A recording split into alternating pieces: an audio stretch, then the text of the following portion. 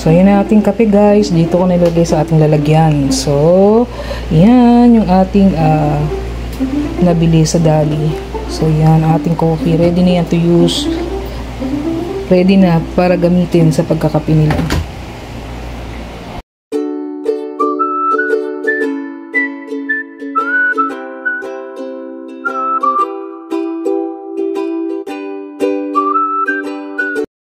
Guys, welcome po sa aking channel. Slim Malakay po. Simplify Happiness. Simpleng buhay. Buhay na walang arte. Let's stress. Join me guys sa aking simpleng vlog for today. Isang magandang buhay po sa ating lahat.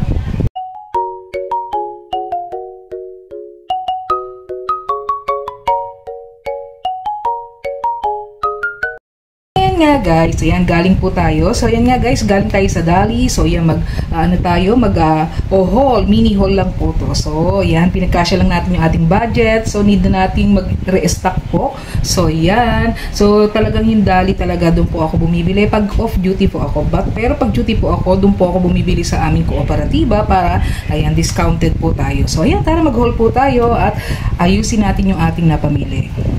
Nasa ano na to guys, 800 plus kasi meron naman po ditong hotdog pang breakfast and then plus yung ating kape kasi nga po malakas tayo sa kape talagang yon. So parang pang ilang ano na rin po yon, abot na rin ng 1 week ang ating kape. So 3 in 1 yung ating binibiling kape. So sa Dali nasa 4 something lang po siya, 4 pesos, parang 475 pesos. So samahan niyo po ako guys. Ayusin lang natin yung ating pinamili guys. So ito guys, mga merienda lang po ito ng mga kids natin. So yan, ayan, hindi maganda yung ating guys. So yan, as usual pag sa Dali kayo bumili, pag wala kayong eco bag, karton. So yan, ayusin na natin to guys. Ayusin lang natin ang ating camera. Yun.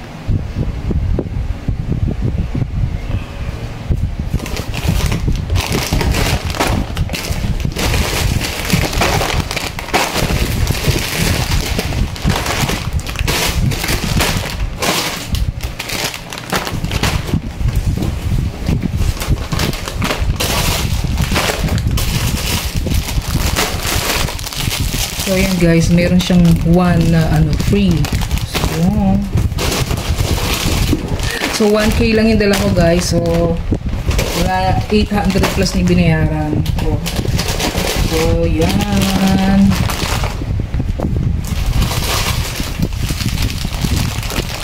Just imagine that, ang dami natin kape guys. Plus ito, magluluto tayo ng guys, mais. So gulay na mais. So ito yung pinabili ko sa husband ko. Actually, ito yung sinabi ko sa husband ko guys. So yung crab stick guys, nasa 40 pesos siya. So mas mura talaga siya sa Dali kasi doon sa iba nakita ko parang nasa 80 pesos. Ito so depende rin siguro sa grams guys. Pero ito kasi guys, 200 grams. So nasa 40 something siya guys. So yun. And then ito guys, hotdog. Bumili tayo pang breakfast. So ito guys, paborito ko to guys. So nasa 40 something din siya guys. So itong frozen, ayan, ilalagay na natin to sa rep mamaya. Pag lulutuin din yan kasi nga may gulay na mais tayo guys. So ayusin na natin guys, isubsub lang natin. So nahin muna natin itong mga biscuit guys. Ito na yung mabait kong alaga. No, that's bad. No, Biko, no. Behave. Yung may aso tayo guys. May nakakamot pa.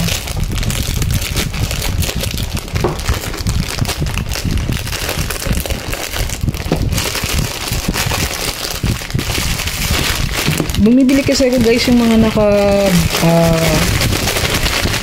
parang nakalata, mga naka-plastic na container na biscuit.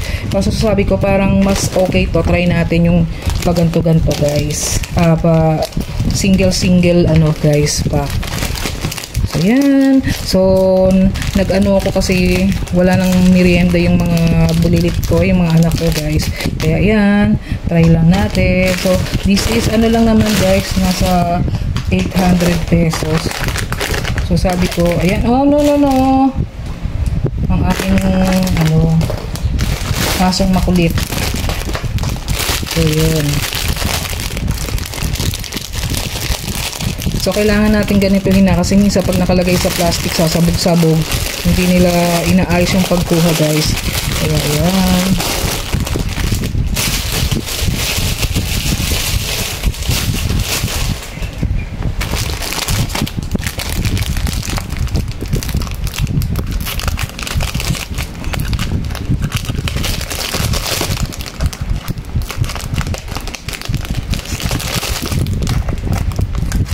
So, yung budget natin, pinagkakasya lang natin.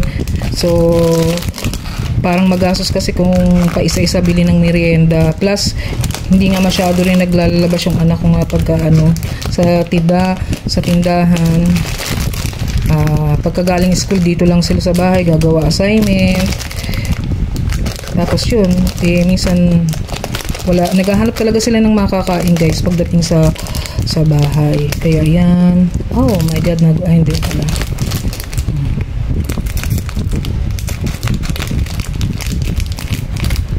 Talagang ramdam mo, guys, yung 800 pesos mo. So ito na yun, 800 something siya, guys. So tingnan natin yung resibo.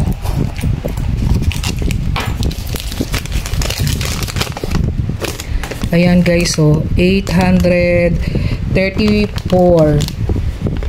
So 835 na, parang ganun, guys. So 835 na siya. So yun. Oh. Yan yung nabili natin. Yung crab stick, guys, 48 pesos. Mura siya doon yung crab stick, guys. So mamaya ako natitignan to. Ang ating resibo.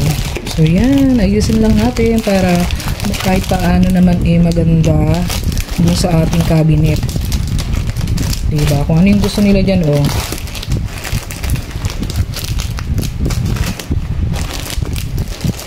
Minsan, pag walang pasok, so ganyan lang merienda nila, biscuit, breakfast nila, biscuit, guys.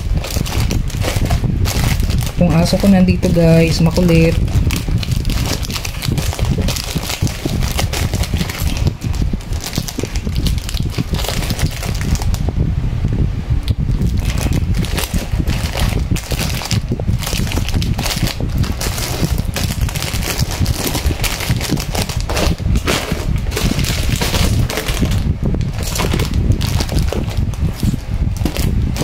Just imagine mo, 800 pesos na yan, guys.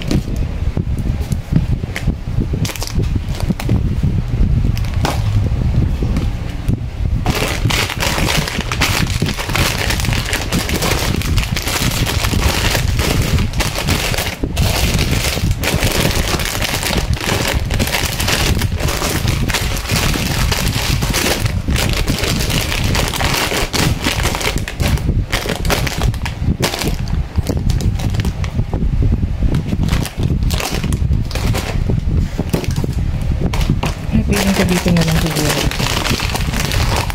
Hindi kasya.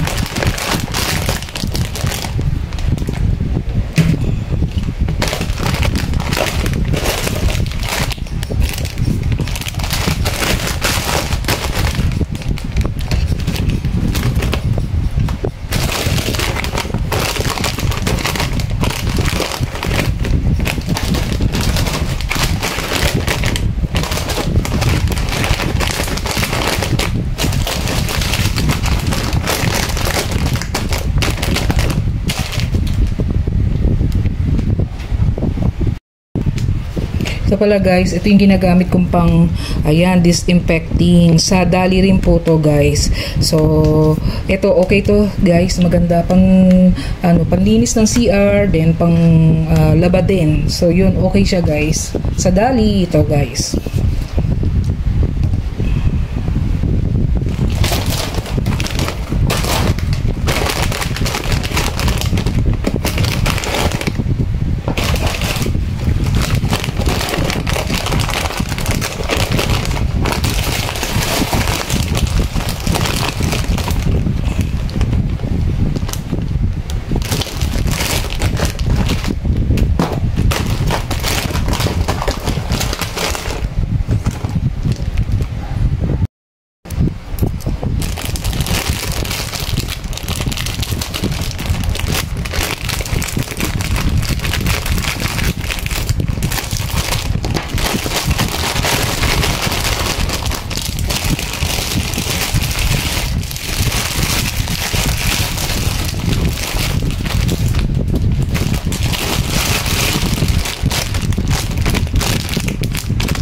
Grand Disco siya, guys.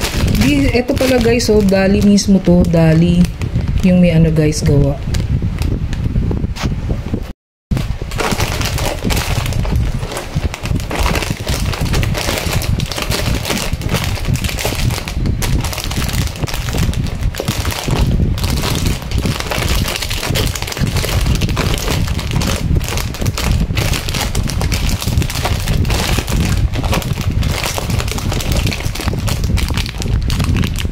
Malaman naman siya, guys, oh.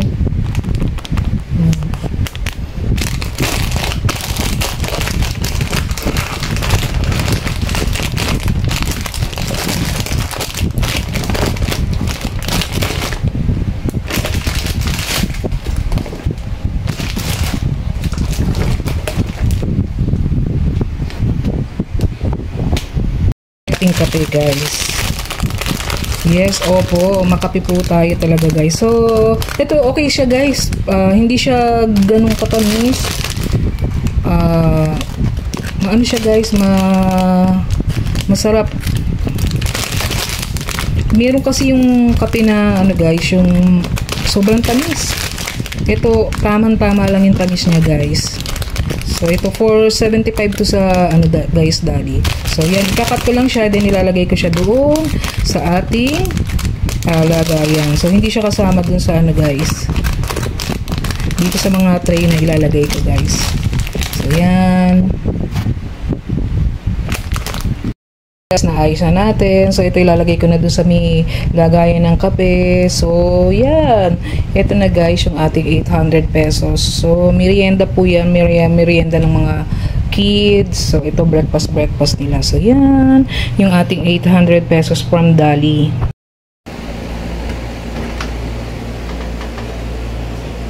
So, yan ang ating kape, guys. Dito ko nilagay sa ating lalagyan. So, yan yung ating nabili sa Dali. So, yan, ating coffee. Ready na yan to use. Ready na para gamitin sa pagkakape nila.